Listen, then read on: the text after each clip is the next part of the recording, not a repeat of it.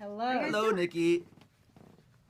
Hi. How are you? I'm doing good. It's so great to be speaking with the both of you. Lizzie, I've had a chance to interview you over the phone only several times for Frankie Go Boom. Oh my God. And before. So, Well, long nice to time. meet you. Well, we're baby stepping. Nice to meet you, meeting Zoom in to person. Zoom. Yeah. In a few years, maybe we'll actually be in the same room. Josh, we've done this before. Yeah, we go back. She's over me. But But you're fresh meat. Frankie Go Boom. I mean, that's crazy. What a reference. Oh, where were the But I was awards really- for 3, 2, 1 Frankie Go Boom? Don't make me laugh. What happened? Where were they? Where were they? Where were they? But I was really excited when I heard that both of you were cast in this because I think the two of you have done some really interesting work. You know, you both have played fictional characters and real life people with deep, complicated trajectories. You basically just don't shy away from difficult characters. So I was wondering, either of you, how difficult is it to shed a role after it's all said and done? I would say that depends. So I think I thought I was better at that before I had a kid. Yeah. And now when you come home, you have to just be pivoted already, right? The kid doesn't not care what was going on in I realized that I was bringing more work home than I thought I was. Huh. And I also,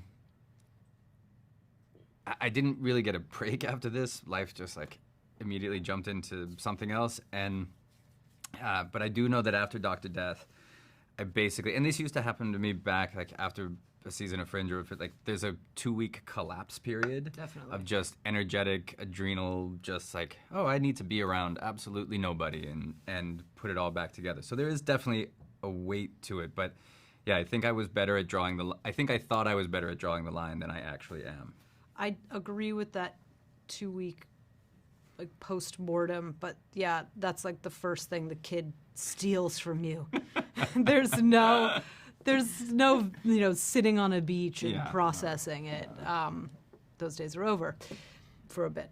But yes, I definitely think that I've never been like a method actor in any way. I don't believe in taking things home for my own process. But I do realize that a lot of it, for me, a lot of what my process actually is like living in the person's head. So when I'm driving to work, I'm thinking of the person, I'm thinking as the person. It's just sort of like a natural way that I've worked forever. And that part getting taken away has been an adjustment, because up until you're really on set, you know, all of a sudden the logistics of just your life are kind of all encompassing, and there's no break from that when you're a parent. And in many ways, I think that's wonderful, and it gets you out of your head and like out of maybe the cyclical thinking that can occur when you're just thinking about your character or your job or that's it. So I mostly like the change, but it's definitely been an adjustment. And as far as Fatal Attraction goes, did either of you rewatch the film? And if so, did your relationship to the film change? Because I had seen scenes. I was a little too young to watch it the first time. Yes, around. yes. But then I watched the movie, and I was like, wow, this is really not to take anything away from the film, but it's really a product of its time. Yes. Oh yeah, for sure. And look, I think that this is sort of like a adjunct conversation, but we're in a moment right now where we're examining the appropriateness of a lot of our shared pieces of culture. And so I think it's totally valid to judge it exactly as a product of its time, right? We can look at the cultural mores, the gender roles from our perspective and say like, okay, well that doesn't fly now. But the movie, as a narrative, as an experience, is fantastic, right? Performances are great. The thing, it rockets along. It's gripping. It's sexy. It's all those things that you want it to be. But you couldn't make that movie today, right? And you shouldn't, frankly, make that movie today. So, I mean, I know that we both watched it beforehand. We're of the same generation. I remember the first time watching it, and not really getting any of the psychosexual business because I was too young, and just being like, wow, grown-ups are crazy. I'm not sure if I want to be a grown-up. Like, this seems really hard. And then obviously you watch it with a different lens, and then you watch it again at this point, and you see the opportunity that, like, the implication of the story around that story is the opportunity that Alex Cunningham wanted to take in telling this version of Fatal Attraction now, right? There's so much more to know about Alex Forrest, and there's a whole other prism or story to be told about the repercussions of Dan's actions, not just in the moment, but what happens down the line when these things actually bump up against the other parts of his life. So that's our story, and that was certainly what made me excited to tell this. Yeah, and also, Glenn Close herself is so vocal about all of the work that she did that didn't really have a place in the film. So she was fighting very hard. She was advocating for Alex Forrest the entire time. And you really can see all of that work on the screen. Like, it's so meticulous. Everything she does, there's so much behind it. But the film is kind of this magical unicorn, and that if you watch it being cognizant of that, you can see it. And if you watch it without that, it totally works like when that doesn't even enter your mind. It just works in a totally different way. Yeah. And I mean, particularly for Alex, like, she gets to have an actual perspective. We get to see this broad storytelling about someone who doesn't have the resources to get help or tries to get help, and, you know, how that impacts her and starts this whole chain reaction, a series of events. So Lizzy, like, how was it to really play that?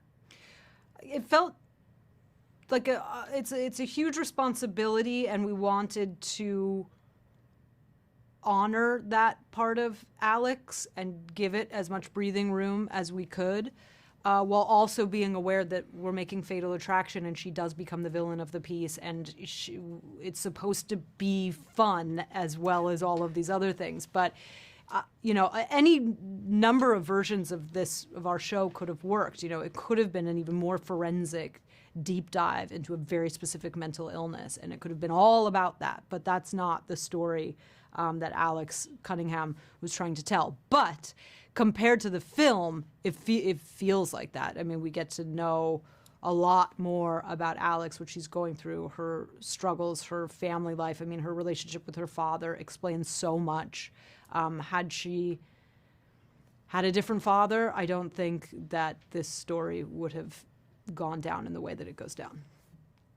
And I mean, it is still, like you said, it's a flashy show. It's passionate. Their relationship, there's trauma bonding involved. There's all these little nuances. It's a passionate, quick and heavy affair. So I was wondering, how was it for the two of you to play into that?